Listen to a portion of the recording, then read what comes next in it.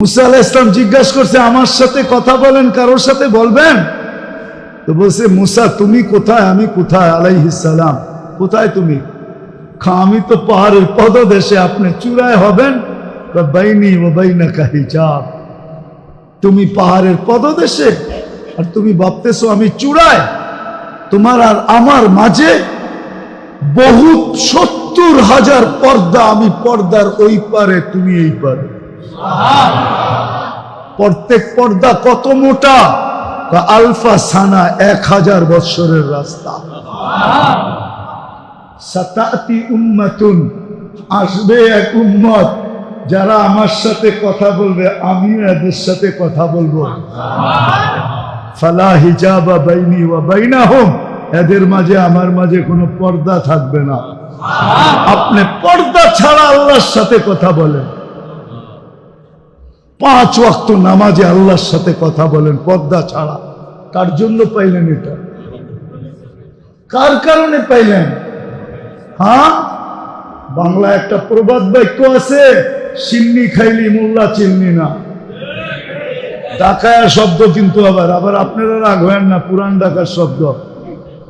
সিন্নি খাইলি মোল্লা চিনলি না, নবী চিনলাম না, যার কারণে আল্লাহ বলে আসতেছে উম্মত। সেটা উম্মত কোন উম্মত? আবার উম্মত আহমদ, আমার বন্ধুর উম্মত, বন্ধুর উম্মত।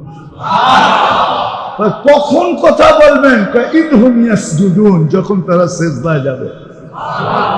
তখন কি করবেন? সিজদায় গেলে ফালা হিজাবা বাইনি ওয়া বাইনাহুম, এদের মাঝে আমার মাঝে কোনো পর্দা থাকবে না, বরং আমার কুদরতি পায়ে মাথা রেখা দিবে। যার কারণে এরকম নামাজ পেলেন। আরে নামাজের জন্য তো ডাকে না, আমি তো অন্যভাবে বলি, নামাজের জন্য তো ডাকে না। সারা রাত্র যখন পার হয়ে যায় তো আল্লাহ বলে, রাতটা কাইটা গেল, সুবে সাদেক হয়ে গেল, উম্মতে মুহাম্মাদি, তোর পরে তো আর কোনো উম্মত নাই, আমার বন্ধুর উপরেও কেউ নাই, পরেও কেউ নাই। তোর পরে তো কোনো উম্মত, আমার বন্ধুর উপরেও কেউ নাই, আর পরেও কেউ নাই। আমার বন্ধুর উপরে তো আমি একা, ঠিক না? হ্যাঁ, সারাটা রাত্র পার হয়ে গেল, একটু আয়না তুই আর আমি একটু কথা বলি না, আয়না ফজরে, আয়না একটু কথা বলি না। আবার জোহরে ডাকে, আল্লাহ যেন বুঝাইতে চায় সেই সকালে অন্ধকারে কথা হয়েছে, এখন তো দুপুর হয়ে গেছে, আয়না দুজনে একটু কথা কই না। আবার আসরে ডাকে, সেই দুপুরে কথা হয়েছে, এখন তো বিকাল হয়ে গেছে, আয় দুজনে একটু কথা কই না। আবার মাগরিবে ডাকে, সেই বিকালে কথা হয়েছে, এখন তো রাত্র হয়ে গেছে, চল না দুইজনে মিললে একটু কথা বলি না। বলবেন এশারের সময় আল্লাহ ডাকে, একটু পরে তো ঘুমায়া যাবি, সকালে উঠাইলে না উঠবি, নাইলে তো আর কোনোদিন উঠা হবে না, চল না দুইজনে কথা কই, তুই ঘুমাস না, আমার লগে কথা কই, ঘুমাস না, যাতে উঠা গেলেও আমি বলতে পারি এই তো আমার সাথে কথা বললো, নিয়ে আসো, একটু আগেই তো আমার লগে কথা বললো। কি মাঝে মাঝে বলেন না, পাড়া প্রতিবেশী বন্ধু বান্ধব ফোনে কথা হইলো, একটু পরে খবর আসছে আব্বা যাই। হ্যাঁ, তা আপনি প্রথম কি বলেন? আরে একটু আগেই তো আমার লগে ফোনে কথা হইলো। আল্লাহ যেন বলতে পারে, একটু আগেই তো আমার লগে কথা হইলো, তোমরা নিয়ে আসছো, তাইলে আমার কাছেই রাখো, তাইলে আমার কাছেই রাখো।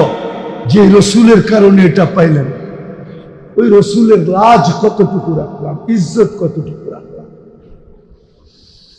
50 ওয়াক্ত নামাজ ছিল, রসুলের কারণেই তো 5 ওয়াক্ত কমায় দিল, 45 ওয়াক্ত কমায় দিল, ঠিক না? হ্যাঁ, ওলামা বলুক কোন উম্মতের জন্য কমাইছে কিনা? হ্যাঁ, দিছেন যেটা ওটা আবার কম করছেন, দিছেন তো 50 ওয়াক্ত। হ্যাঁ, যে রসুলের কারণে, আর যেই নবী 9 বার যায়া, যেই রাসূলুল্লাহ সাল্লাল্লাহু আলাইহি ওয়াসাল্লাম 9 বার যায়া পাশে নিয়ে আসলো, ওনার জন্য কি করলেন? সওয়াব তো কমাইলেন না। সওয়াব কয় ওয়াক্ত? হ্যাঁ, কত? একটু কম। আচ্ছা 85 মানলাম, ওনার জন্য কি করলাম? 50 দিয়েও তো আবার আল্লাহ ভাবছেন বন্ধুর উম্মত যদি আঙ্গুল উঠায় যে আপনি বন্ধু 5 করমু 50 দিব এত কম দিব, তা আল্লাহ কানে কানে বলে দিছে বন্ধু জামাতের সাথে পড়তে বলেন 1 ওয়াক্ত 270 ওয়াক্তের সওয়াব দিব। কয় ওয়াক্ত? 200। মক্কায় যায় পড়তে বললেন 1 ওয়াক্ত, মদিনা যায় পড়তে বললেন 1 ওয়াক্ত। হায় হায়, যার জন্য এটা পাইলেন তার জন্য কি করলেন? কি করলেন বলেন? তার জন্য কি করলেন বলেন? তার জন্য কি করলেন? কতটুক করলাম তার জন্য? হিসাব করে দেখায় দিতেছি, হিসাব করে দেখায় দিতেছি, হিসাব কইরা তারপরে দেখাইতেছি। বাঘ 365, একদিন মক্কায় নামাজ পড়লে 273 বছরের নামাজ হয়। কার কারণে পাইলেন? কার কারণে? 273.97 একদিন নামাজ পড়লে 273 বছর বাঁচবেন? কেউ বাঁচছে এই উম্মতের? একদিনের নামাজ 5 ওয়াক্ত পড়লে খালি 273 বছর 273.97, যার কারণে পাইলেন উম্মতে মুহাম্মাদি। আমার তো চিৎকার দিয়ে কাঁদতে মন চায় যে ওই উম্মত নবীকে কি দিল? বেশি তো বললো না, দাড়ি রাখতে বললো, কয়জন রাখলো? চুল আল্লাহর আদর্শ মতো কাটতে বললো, কয়জন কাটে? মা বোনদেরকে তো পর্দা করতে বললো, কয়জন করলো? দুনিয়াটা তো দেখাইলামই না। যে রসুল অল্প কিছু করতে বললেন আর অঙ্গীকার করলেন সুখই সুখ দিমু তোমাদেরকে, হায়াতান তাইয়্যিবা। কোরআন বলে সুখই সুখ দিমু, উলাইকা লাহুমুল আমান, নিরাপত্তার চাদর দিয়া ঢাকা দিমু, আনতুমুল আলাউনা, তোমাদের উপরে আমি কাউকে ডান্ডা ঘুরাইতে দিব না,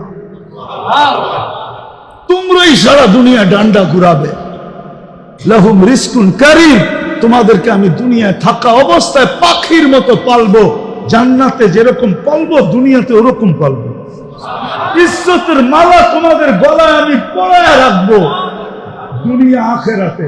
ওই নবীর জন্য কতটুকু করলাম? আপনাদের বিবেকের কাছে প্রশ্ন করে, বিবেকের চেয়ে বড় আদালত তো নাই। আর কটা দেখাবো আমি? আর কতগুলো দেখাবো যে রসুলের কারণে এরকম নামাজ পাইলাম, এরকম সেজদা পাইলাম, এরকম সেজদা, এরকম নামাজ, এরকম রোজা।